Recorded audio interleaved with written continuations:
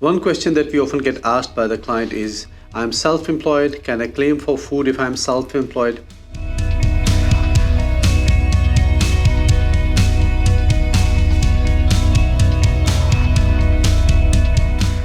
Simple answer is yes, you can, if this expense is wholly and exclusively incurred for the purpose of your business.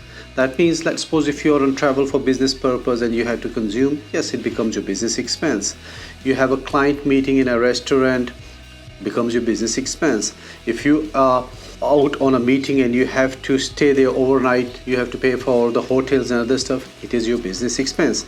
It has to be, the expense has to be wholly and exclusively for the purpose of business. And remember, always keep records, always keep receipts, and record in your software or any other form of record keeping method that you are using. For any other information, you can contact our office.